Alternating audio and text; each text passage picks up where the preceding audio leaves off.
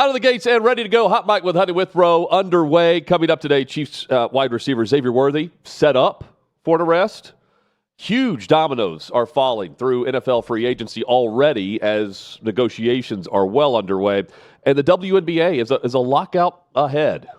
We'll discuss that and more straight ahead here on Hot Mic, OutKick.com, and here on YouTube. Hope you'll like, subscribe, and comment at the OutKick YouTube page.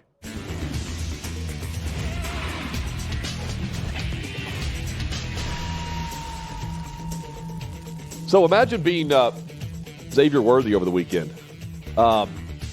So he's arrested with charges of family violence, only to then not have charges come at him. He's arrested. Details of his arrest not fully released, but Worthy was facing a charge of assaulting a family or house member and impeding their breath or circulation. That was the charge. It was a third-degree felony in Texas.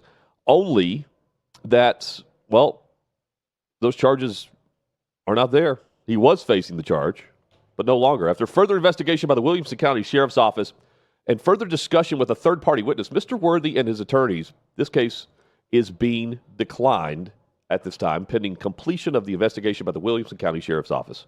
That from Williamson County District Attorney Sean Dick. Mr. Worthy and his lawyers are fully cooperating with this investigation. I mean, if that's the case, what are we doing here? The memes on Friday evening, where it's him with Rasheed Rice and Kadarius Toney, only to not have charges in front of him. Ridiculous. That's why we bring up is he set up for the arrest? Because in this case, it's infidelity with the woman that he's with. She was asked to vacate the premises, according to the attorney's statement. Would not do so. And, well, the rest happened. She refused to do so, made a number of extortive efforts prior to resorting to this baseless allegation against Mr. Worthy. Will continue to cooperate with the Williamson County Sheriff's Office and authorities.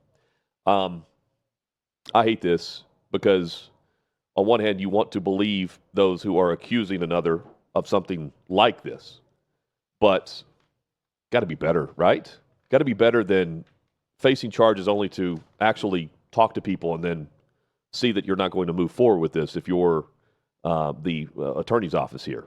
Because what's done is done. The perception is, with all the memes flying around, is that, here's another Chiefs receiver that's being locked up. Hopefully, the word gets around that this actually isn't something that he's currently charged with. So, here we go. It is always miraculous how fast contracts are negotiated within minutes of the legal tampering period. I'm not saying that it's the legal negotiating period across the National Football League. Noon Eastern start time today. Never fails. By 12:02, 12:03, guys have fully negotiated. The agents have fully negotiated with teams on millions of dollars. Yeah, this has been going on for a while. Everyone knows it. I don't mind the 2 days leading up to free agency when they make it official by all the teams. But, I mean, Monday was fun. X was down. How were Schefter and Rappaport how were they going to break news? I actually had to keep tabs on the TV. Davey and I were talking about everything. We actually had to watch ESPN instead of watching Schefter on 3 of his phones break news on X. That's where you go for the news. It's clear now because no one else knew where to go. I think ESPN was showing screenshots of Instagram. That just doesn't hit the same way as X. Everyone is going to freak out over contracts received across the NFL. Keep all of this in mind. The money spent on free agency does not come close to the dollars wasted in the NBA and Major League Baseball. Those league owners are envious of what the NFL salary cap is set up to do. Because as free agency begins, the real person getting paid is the NFL owner. There is no stress over this at all for them. That's because each of the 32 NFL teams received over $400 million from the league office for the 2024 season. That is before a game has even been played. If you're a Super Bowl champion or if you have the number one pick, it is guaranteed money through TV deals, ticket sales, league sponsorships like Gatorade or Little Caesars or FedEx, anything that features the shield in their advertising. All of that is split amongst the 32 teams. And the players receive roughly 49.5% of that total in the form of the salary cap. That's why it keeps going up. So as we see these millions in contracts, just a reminder that these owners, they're the ones cashing in. $250 million every season, and that's fully guaranteed every single year, and that's going up. That's after paying the players. They are on the rake. The media contracts allow them to do this. $357 million is what every single owner received from the media contracts alone in 2024. They have to pay the coaching staff out of that. They anyone working for the organization, the day-to-day cost of business, upkeep, renovations, whatever. But there are millions in profit on an annual basis. Meanwhile, the big chunk of the contracts on paper for the players is monopoly money. Years and cents the player won't see. Voidable years, contract extensions that take out the back end of deals. That's usually where I wind up being looking at the numbers and thinking that it's crazy money. But I'm trying not to lose my mind today. Just watch the guaranteed money like we saw handed out this weekend. Josh Allen gets MVP money. $330 million is the contractual agreement. $250 million is the guaranteed money. That's surpassing Deshaun Watson's $230 million. The difference in the deals, Watson's fully guaranteed. Allen's contract has $80 million that is not. And that's with the cap that is now $279 million. In 2021, it was $182 million. So nearly $100 million more, and still not the fully guaranteed money that we saw with Watson in Cleveland. Since 2018, the cap is over $100 million higher for every team in the league. And Josh Allen, he gets paid, but it's not actually what he's worth to the franchise. I just went through what the owners are receiving for this. The top quarterbacks are what driving the media revenue. He's not the most underpaid. That would go to Patrick Mahomes. But Allen did the Bills a huge solid here. And now they need to continue solidifying the roster to boost them past the Chiefs, something that the Bengals should also be doing with Joe Burrow in his prime. From the weekend, Tom Brady. Tom Brady and Geno Smith. Couple of things here. First, the Raiders were going to go the veteran route at quarterback. I believe Brady wants to build what he put together in 2020 down in Tampa Bay. Spend money on the vets, load up on that, draft contributors in key areas to bring along as the season progresses, and contend for a division or a conference quickly. Can they do that with Geno Smith? Honestly, this is telling us something about the quarterback market in 2025. They're better with Geno Smith than any other free agent they could pay big money to. They traded for him, but they traded a third-round pick that they acquired from the Jets in the Devante Adams trade. So the Raiders, they still have all 7 of their original picks. They'll be getting 2 more in compensatory selections. So Vegas traded 11 games of Devante Adams for Geno Smith. That is a steal. And now they can draft wide receiver to replace Adams if they want to. They can go corner. They can go heavy and load up on offensive line.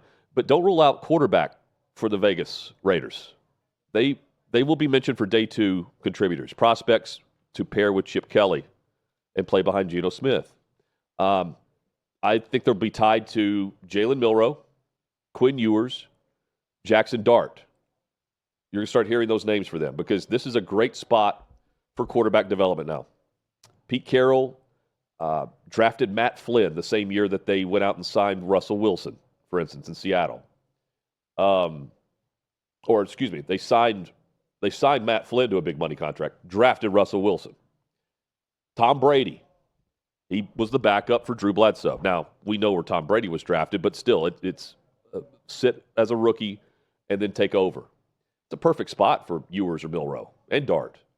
And don't forget Chip Kelly coached Will Howard last season at Ohio State. And now he's coaching Geno Smith, the player. A stat that we would only learn with a move like this. Geno Smith moves indoors. 50 starts for the Seahawks. 14 of the 30 that were played indoors That took place on the road, and he threw 30 touchdowns to 5 interceptions in those starts. When he plays outside, he has 36 starts, 25 of those coming at home, better atmosphere, right? 43 touchdowns, 31 interceptions playing outside. And the more interesting part of this trade is the Seahawks, their first offer, they were swinging for a blockbuster, man. Geno Smith and DK Metcalf to Vegas in exchange for Max Crosby. That was shot down. Talks continued, so Vegas gets their veteran quarterback. They don't lose any of the original draft picks. They haven't traded away future draft picks to move up to get the quarterback in the draft. And they're far from finished with the offseason acquisitions. They have a ton of money left and a lot of money on hand. Seattle ends up trading DK Metcalf to Pittsburgh. And, they're rebuilding, albeit with Sam Darnold. I say rebuilding because Clint Kubiak is there. They're rebuilding in his mold as the offensive coordinator. He worked with Darnold, which is why reports suggest, leading up to free agency, that Darnold was headed to Seattle. He ends up there. But it's not with DK Metcalf. He's traded to Steelers. They are expanding their approach quite in an abrupt way here. The Steelers' veteran wideouts over the past couple of decades are mostly low-cost, high-reward contracts. Mostly. This extension for Metcalf bucks that trend. So does the trade. The last time Pittsburgh traded a top 100 selection for an NFL veteran, top 100 pick for a vet, you have to go back to 1996 when they sent a second-round pick to the Rams for Jerome Bettis. It's been a while. So they're thinking outside the box for Pittsburgh standards. The home run needs to come at quarterback, though. So you got options. You got the receivers. Now they have to make sure they get it right. Myles Garrett. I think Myles Garrett was probably the biggest surprise for me with the news that came out over the weekend. That's because, he said he wanted to play for a contender. And thinking about Garrett, this is why they restructured Deshaun Watson's contract. The Browns were adamant that they were not going to trade him. Garrett sees them pony up. $40 million. He's the highest paid non-quarterback in NFL history, at least for now. He will make what Jamar Chase is about to surpass. And Sam Darnold will see that too. I believe, $55 million guaranteed for Sam Darnold with his contract of $110 million. If Cam Ward goes number 1, what happens here for Cleveland is, at number 2, they can draft Travis Hunter instead of Abdul Carter, for instance. They can trade out for a nice return. The Browns have a huge problem to fix at quarterback, but this is a pretty solid roster overall, and it's one that just retained the top pass rusher for them and one of the most dominant pass rushers in the league. And again, it's an about-face for Garrett, who's going to see the Browns build around him for years to come. Looking at Devante Adams, 2-year deal, get some cash flow there with the Los Angeles Rams. McVay, he's going for that X-receiver. And Adams is going to give that offense a different look. The Rams have already featured great receivers. Kupp, Nakua, Atwell, they were quite the trio. With Adams in, Kupp on the way out, this will be a different setup, at least for now, before the draft. Kupp, Nakua, and Atwell in pre-snap motion, they were in motion more than any receiving corps in the NFL. Adams had just 9 catches after being in motion prior to the snap last year. But this is that X-receiver spot that Sean McVay has not been able to figure out. Brandon Cooks, Odell Beckham Jr., Allen Robinson, dudes that he does not put in motion. And now it's Devante Adams, who has been good, not great, since Green Bay. And I think he made the right call here, choosing to play with Matthew Stafford instead of following Aaron Rodgers to his new team. Three guys that I want to mention that you may not pay much attention to when all the big names come out, but I think play an impact in what we're seeing in different ways. Harold Landry to the Patriots. Pass rusher from Tennessee is released. He signs prior to free agency. It's easy to connect the dots here with this. Mike Vrabel A big fan of his whenever Landry was playing here, and of course, I say here in Nashville, and Vrabel was the head coach. He's the coach's type of player. He works hard. He doesn't miss practices. He plays a ton of snaps. No loafing, no excuses. And he's good for 9 to 10 sacks a season. All sacks are not created equal. And Landry had 9 sacks for the Titans this past season. The rest of the defense tallied only 23 sacks. So the Titans are losing their most productive player in that category. But Landry isn't the player that I would describe as the big moment pass rusher. Yes, he got to the quarterback. No, and I can't tell you the crucial moment when that occurred.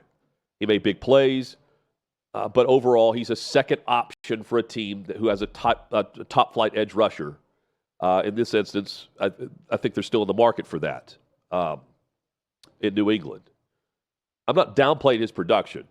I'm only giving the perspective of what New England gains here. He's a great guy, great teammate, simply a good player to have on your roster here, and there's plenty of money to go around in New England. Landry, though, not what he once was. He hasn't been the same since his ACL tear 2 years ago. Nick Bolton, staying in Kansas City. I know, I don't know about Nick Bolton either here, and that's okay. But I know this. He is a great example of why the Chiefs stay consistent. Patrick Mahomes is the best reason for that. He's the main reason for that. But there are top-flight quarterbacks in the league who don't win at the same clip, even when facing or not facing the Chiefs. Think about Buffalo, Baltimore, Cincy, Detroit, Washington, Minnesota, close. Green Bay, close. They all have or had the quarterback that was on the path to big success. But they don't have those role players. They don't. Some are getting close to this. The homegrown talent pool where you draft, develop, and retain. Kansas City's great at that.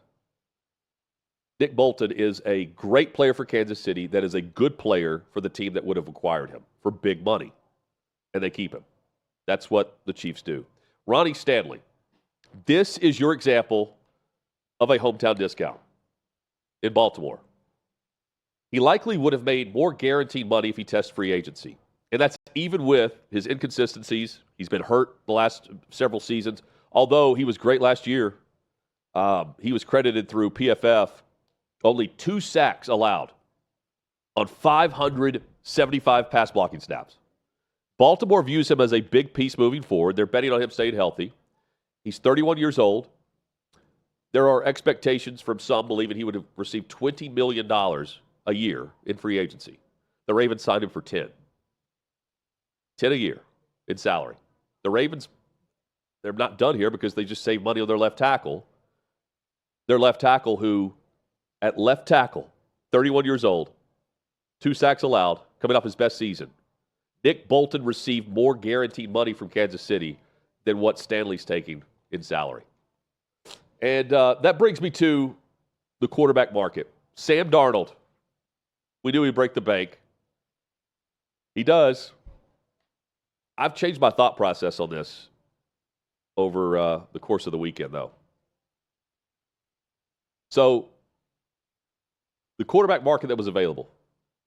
If I made the call for the Titans, for instance, number 1 overall pick, unless I could find a Ryan Tannehill, for example, where you acquire a good, not great veteran, and the other team pays a big chunk of the contract.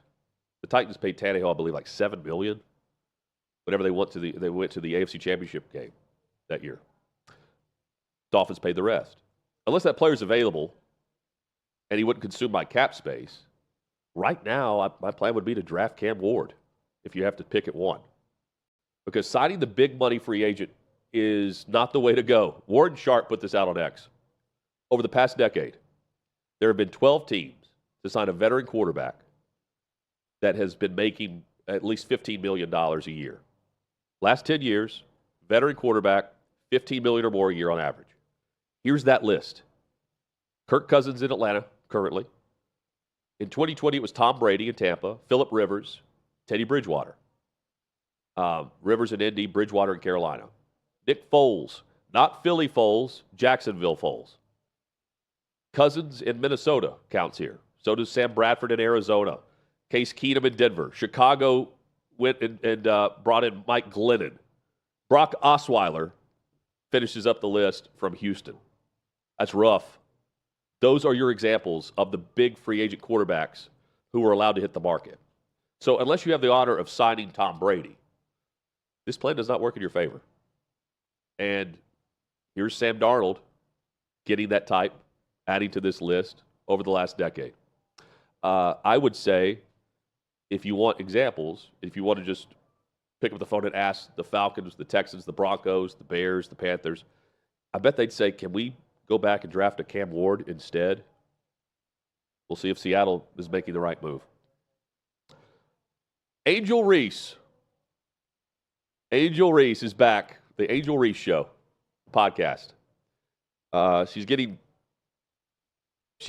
getting play and plugs for her podcast, not because it's like the best thing out there, but because of the nonsensical things she says, well, like this. CBA is coming up. I can't wait. Girl, y'all benefited from everything. Y'all youngins benefited from NIL. What does that mean? We deserve more. Everybody. I agree. Everybody. I agree with that. But we got to get face the consequences. Y'all got to deal with something. But the women coming in, not this year, but next year. Yeah. The ones coming in this year will still be on the rookie contract again. Mm-hmm. The ones the year after, they're going to get more. They probably going to be making more than us. Oh, they are. I'm hurt. They are. Like, yeah. I've been in the meetings. They are. I need to get in the meetings. You need to come to the meetings. I got to get in the meetings because I'm hearing, like, yeah, they don't give us, if y'all don't give us what we want, like, we sitting out. That's a possibility, for real. Yeah. Yeah, I mean, it's not a possibility. You're telling me they're gonna hold out. There's gonna be a lockout. There's gonna be a strike, just as the WNBA is headed up the ladder here. Caitlin Clark comes into the league. There's money going around. Oh, you know what? We'll pause. We want more. In fact, the new television contract, there's already language in the contract as the CBA was formed for the first time in WNBA history. There's language that after year 3, they will go back to the table and see if what is being paid to the players is fair. But apparently, Angel Reese is saying, well, maybe there's a lockout coming. Donald Trump, he's creating a World Cup task force. A task force announcement is not a huge story normally, except for the fact that next year's World Cup is hosted by all of North America, not just the United States. It's hosted by Canada and Mexico as well, who are now in a tariff standoff with us. So Trump played a massive role in the World Cup back in 2018 when this was announced. And so much of a role that President Trump's name is going to be on the soccer ball for the first match, whenever it's played, for the World Cup next year. Trump, by the way, saying if this would hurt things for the World Cup, he says, no, it's actually going to boost interest. He said, tension is a good thing. It makes it much more exciting. Hockey can attest. We'll say that. Can you imagine the tension if U.S. has to play Canada or Mexico in this? If we witness a World Cup match with President Trump stirring the pot, I guess the first match with the soccer ball with his name on it is like for the United States. But if it's for Canada or Mexico that kicks off the World Cup and it's actually the first match, bring it. I want that passion that we saw from hockey, 2 or 3 weeks ago now. For the first time in history, that's happening. And we're not even finished with the first 100 days. Who knows what the headlines are when we finally get here, which is next July.